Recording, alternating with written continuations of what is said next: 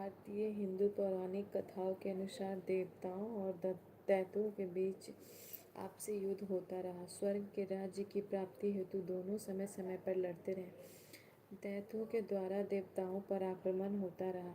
सभी देवताओं की जीत हुई। सभी दानव दल विजय पाताल फहराए।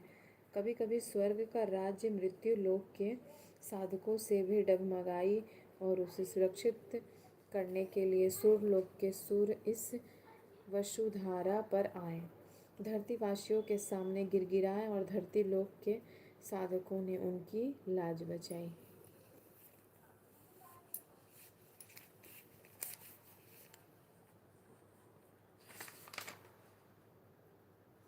पुत्र को जन्म देने के बाद धरती पर उर्वशी का काम खत्म हो चुका है, इसलिए वह स्वर्ग प्रस्थान कर गई। ये कौन सा कहानी है? तारका का तांडव।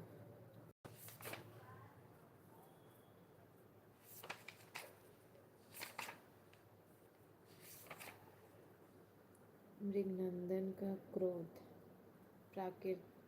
परिवर्तन प्रकृति की सतत प्रक्रिया है, पर इस परिवर्तन का माध्यम क्या होगा, कैसा होगा और कब होगा, यह मानव नहीं जान पाया। एक पीढ़ी दूसरी पीढ़ी को कभी संसाधन सुख प्रदान कर देती है और सृष्टि अनवरत चलमान करती है।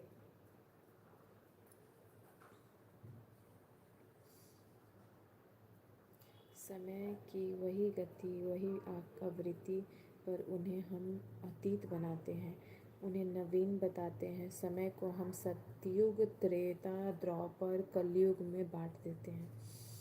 हम उसे शताब्दी, दशक, वर्ष, महीना, सप्ताह, दिन, घंटा, मिनट और सेकंड में बांट देते हैं एवं उसे भूत, वर्तमान और भविष्य बनाकर जीवन को गुजार देते हैं। हम गुजर जाते हैं,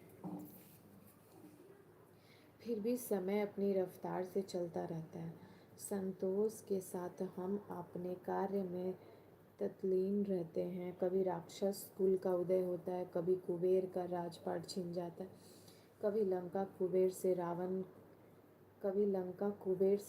का हो जाता है, कभी लंका रावण से विभीषण का हो जाता है, कभी भृगु युग में जमदग्नि का आगमन होता है, कभी परशुराम सरीखे विष्णु का अवतार होता है, कभी रघुकुल में विष्णु का अवतार होता है, कभी मर्यादा पुरुषोत्तम राम धरती पर अवतरित होते हैं, कभी धरती के गर्भ से सीता धरती के ऊपर आती है, कभी राम और सीता का मिलन होता है, कभी सीता का अपहरण होता है, कभी महाभारत की लड़ाई होती है, कभी द्रौपदी का चीरहरण होता है, कभी राम रावण का युद्ध होता है, कभी देव असुर संग्राम होता है। समय का रफ्तार वही होता है।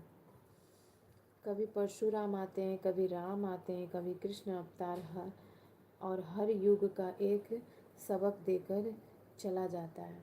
हम इसी समय चक्र में पीढ़ी पर पीढ़ी गुजार देते हैं। कोई भाई अभी तक